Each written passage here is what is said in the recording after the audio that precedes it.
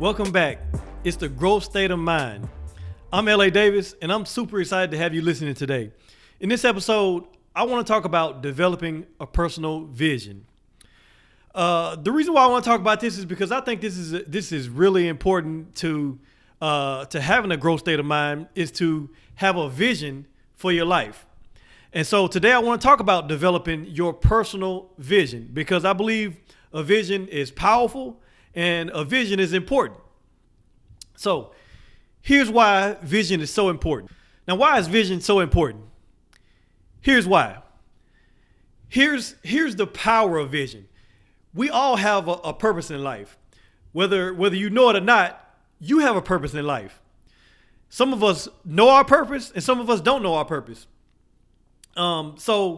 But today I want to talk to people who know their purpose. Those people who know their gifts and their talents that they have. Those people who know the different ways that God has blessed them. And I mean, they know exactly what God has called them to do. That's who I'm talking to today. That is my main objective, is to talk to people who actually know what they're called to do, actually know their purpose and why they exist. But here's the problem. Many people know their purpose, but they're not fully living in that purpose. They're not maximizing their potential in whatever they were put on earth to do. They're not maximizing their potential. Why? Because they don't have a vision for their life. And the power of vision is to help you live out your life's purpose. You need vision to help you live out that life's purpose. So you have a purpose, but vision, and this is what vision is. You have a purpose, but vision is the tool that God uses to help guide you on that purpose. This is what vision is. Vision is a picture of a desired future that stirs your innermost passions, and it syncs your mind, your body, and your soul. It syncs it all together so you can live out your purpose. But the challenge is discovering the vision and having the courage to live in it. Let me ask you, do you know what God's plan for your life is? What is God's plan for your future? Can you picture it? For some of us, that picture came easy and it started early in life. That's for some of us. But for most of us, for the vast majority of us, we had to go through a journey, or we have to go through a journey to discover what that picture is. What's that bigger picture? We have to go through a journey to discover that. And so I would say that developing your personal vision, the first thing it starts with the big picture.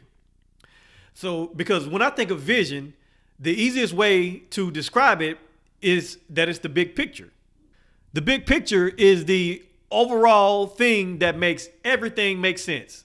Everything in life, everything that you go through, everything that you experience, whatever happened to you, the way that you're wired, everything.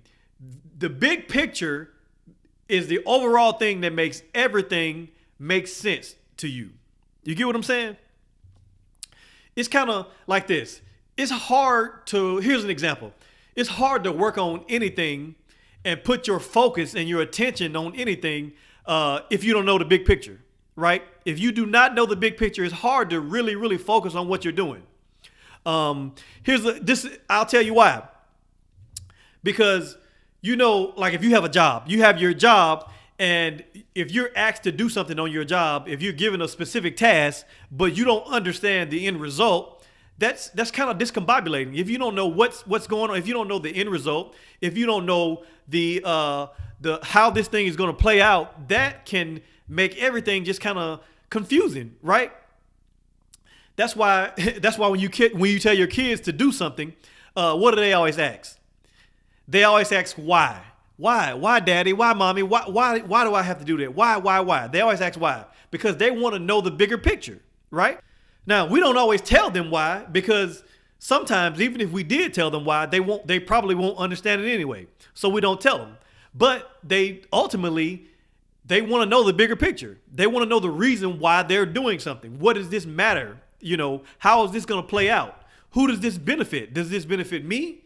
Does it benefit you? Does it benefit, who does it benefit? We all want to know that as human beings, right? So we all want to know what's the bigger picture. So a vision is the bigger picture. And I say we all need a vision for our lives. We all need to know where we're going and why. We need a vision for every area of our lives. We need a vision for our money. We need a vision for our careers. You know, what is the vision for your career? Why am I working? What am I doing? What am I trying to accomplish? We need a vision for our relationships, right? We don't need to just be in relationships and just kind of be, you know, be mediocre or not have a end goal on where we're trying to take our relationship. We're not trying to grow in our relationship and get better and try to love more and love deeper, you know, and you need a vision to be able to do that. You need a vision to be able to say what we will do in our relationship and what we won't do. What are our boundaries? Where are we trying to go, right? How are we going to be fulfilled, right? What does success look like in our relationship? And so without knowing all that, without knowing your vision for your relationship, you can't really have a healthy, excellent, I'm just an exuberant relationship, right? Without having a vision for it, right? So I believe we need to have a vision for every area of our lives. You can have one overall vision, but then you need to break that down and to have a vision for every area of your life. So what's the bigger picture? What's the bigger picture? That's what we're trying to get after. Now, when we think about the bigger picture and think about vision, let me give you a couple of things that vision gives you. First of all, vision gives you focus instead of distractions. Vision gives you focus instead of distractions. Because if you don't focus on what you're supposed to do in your life, you can easily get distracted. And you can easily get distracted doing things that waste your time and waste your purpose. You can be distracted by people that waste your time and waste your purpose. So if you don't have focus, you are distracted by things and people that come along and they distract you from what you're supposed to be actually doing in your life, right? And when you don't have focus, you don't know how to prioritize things. You don't know how to prioritize the things and the events in your life. You don't know how to prioritize the people in your life. Who gets access to you? When and how? How do they get access to you? So when you don't have focus, you don't know how to prioritize things, right? And then when you don't have focus, you don't even know what to prioritize. So things are just kind of coming at you and you're just kind of doing things as they come. You just kind of doing things that are urgent or somebody else's things that are important to other people. But what about you? What's important to you? That's what vision brings. Vision brings focus instead of distractions. And when you don't have focus, you get distracted by things that when you don't have focus, you get distracted by things that don't give you a return. That means you're investing yourself in things that don't give you a return. You're investing yourself in people that don't give you a return, right? So when you don't have focus, you can easily be distracted by things that are not fruitful to you, that things that don't pay off. People that being around people that only take from you, right? Because you're not focused. You don't know where you're going. So a vision can eliminate all of that. So vision gives you focus instead of distractions. Okay, here's the next thing that vision gives you. Vision gives you urgency instead of excuses. Urgency instead of excuses. What do you do with your time? What do you do with your time, your opportunities, and the resources that God has given you? What have you done with those? Because when you don't have a vision, you can make a lot of excuses when you're supposed to be actually living out the thing that you're called to do, right? You can be wasting opportunities. You can be wasting time. You can be wasting resources because you're making excuses. So we can spend the rest of our lives finding reasons why now is not the best time to do something. I see that a lot. People, and myself included, where I know I'm supposed to do something. I feel like this is what I want to do. This is what I'm supposed to do. This is where God may be pushing me. But I can end up making excuses and finding reasons why, okay, well, now is not the best time to do that. And the reason why you make that excuse is because you don't have vision. Vision gives you urgency instead of excuses. So I want you to think about what's in your hand today that God has called you to do. Whatever that is, make it a priority and don't make excuses, because vision gives you urgency instead of excuses. It's like an example of a farmer who waits for the perfect weather to plant his seeds. And if you wait for the perfect weather, you'll never plant anything, because it's not always going to be perfect weather. In life, it's not always going to be a perfect time to do anything. It's never a perfect time to start a business. It's never a perfect time to fix your finances. It's never a perfect time to save money. It's never a perfect time to do anything worth doing. So you just got to do it. And if you never plant your seeds, if you never sow your seeds, you'll never reap a harvest, because vision gives you urgency instead of excuses. And the last thing I'll say about what vision gives you is this. Vision gives you faith instead of fear. And this is a big one. Vision will help you in your faith walk instead of giving in to fear. Because sometimes doing things that we're called to do may not be the safest option. I mean, even if you have a God-given talent, or if God spoke to you and say, this is what I want you to do, I get it. But sometimes that's not even the safest option. That's not even the safe thing to do, right? Like starting a business. Let's be real. Starting a business is not the safest thing to do. It might look sexy, and starting a bit today, it's popular. Everybody wants to be an entrepreneur. It's really popular. But we all know that that's not the safest thing to do. It's risk involved in it.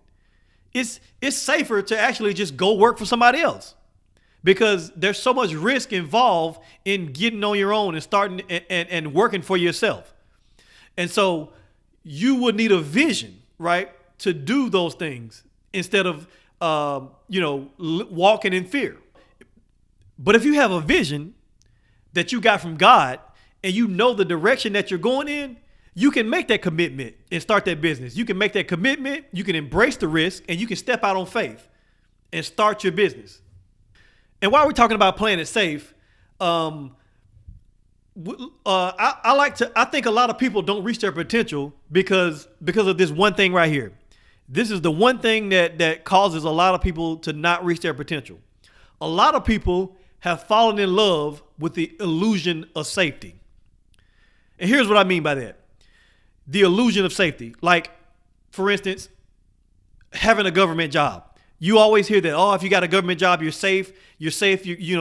There's safety in the government job, right? But that's an illusion of safety, because I feel like this. A lot of people, it's safe because it feels like it may be hard to lose that job, and so they play it safe. But that might not even be the highest paying job, because there's private sector jobs that pay way more for the same job than the government job.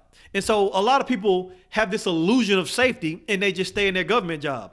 But you could be living below where God actually wants you to be, but you have fallen into this illusion of safety. You feel like, oh, I got this government job, I'm safe, right?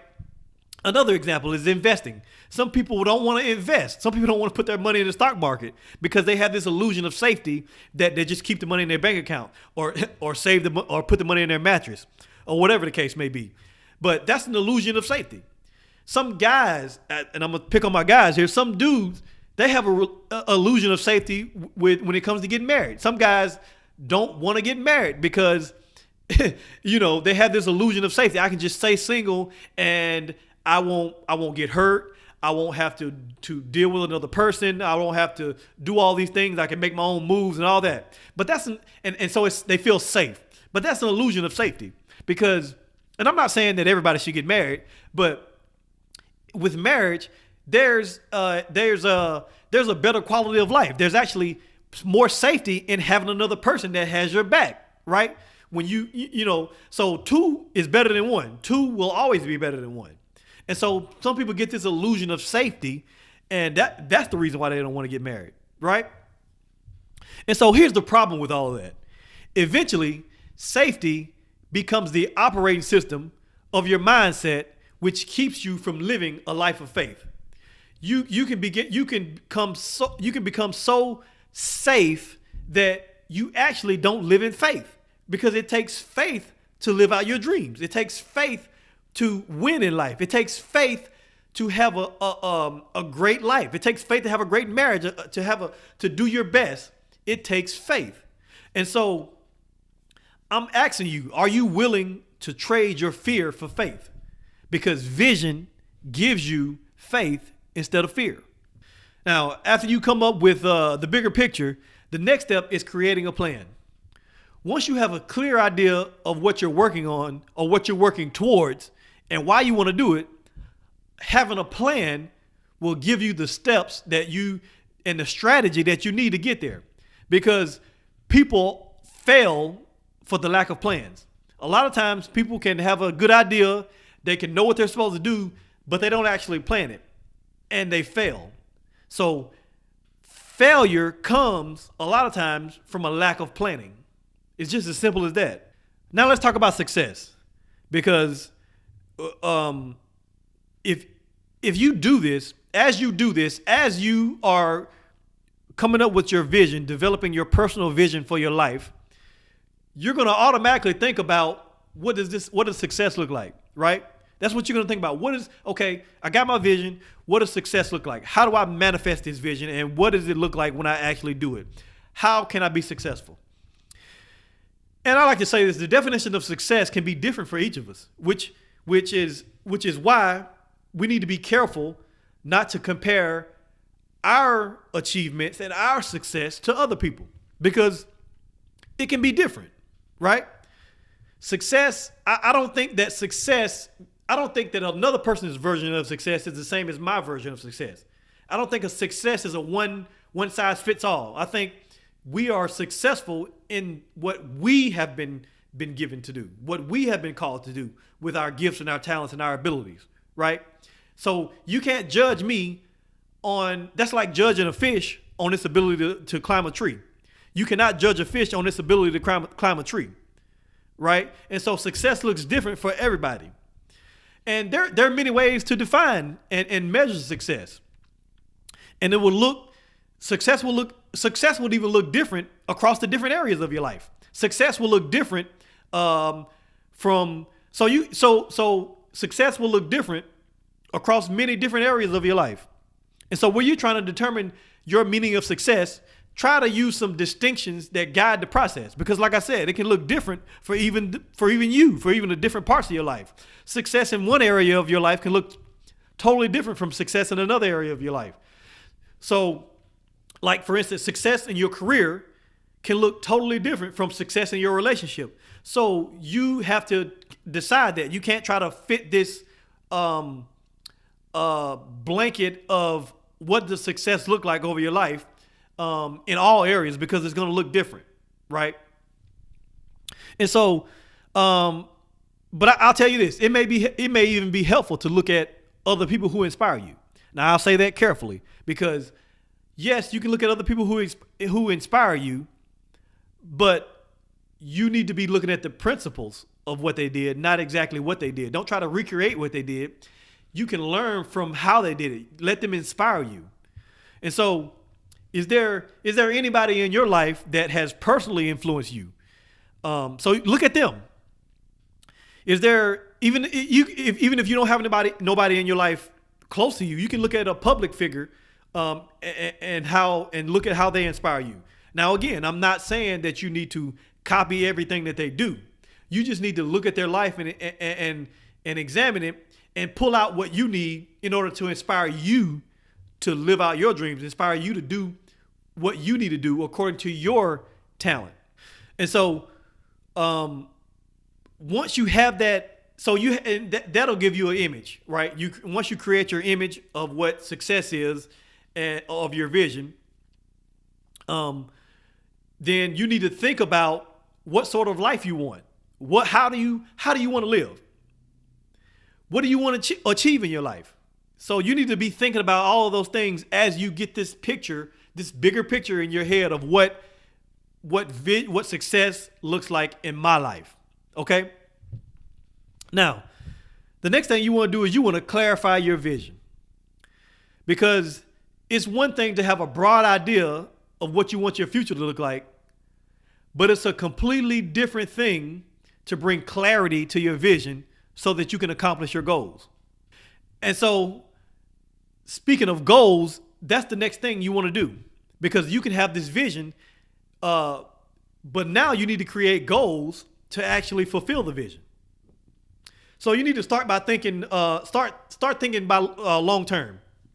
Where do you see yourself in 5 to 10 years? And I want you to be specific. Be specific, and I want you to aim for about 3 to 5 points in each aspect of your life to come up with that vision. The next thing you want to do is you want to determine the action steps for achieving that long-term vision. There are some questions that you need to ask yourself, and you need to answer, and you need to answer those questions. And you need to answer with what do you need to do in the next 5 years to get to where you want to be. Once you do that, this process will help you to create short-term goals. And those short-term goals are what is going to get you from point A to point B. Okay? Now, the next step is to break down your timeline even further. Break it down even further. Get into the minute details. Define what you need to do in the next 3 months, in the next 6 months, in the next year. You just define all that all the way out into your long-term vision. Just break it down and define all the steps you need to take. Where do you need to be by this time? Once you finish that, you should have some action steps on what you need to do. So now what you've done is you've taken your vision, you've broke it down, and you've turned it into goals. And these goals will help you achieve that vision. And so that's how you can develop your personal vision. That's it. That's all I've got for this episode. Thank you for tuning in. Listen, if you like the show, please rate it, leave a review, iTunes, Spotify, or wherever you're listening. If you're watching this on YouTube, like it, share it with somebody who you know will benefit from it. And don't forget to subscribe so that you can get the updated episodes when they get released. Thanks again for watching and listening. And remember, let's win. Let's win in life. And let's win in life. Let's win in every area of life. And in order to do that, you got to keep a growth state of mind. I'm L.A. Davis, and I'll catch you on the next episode.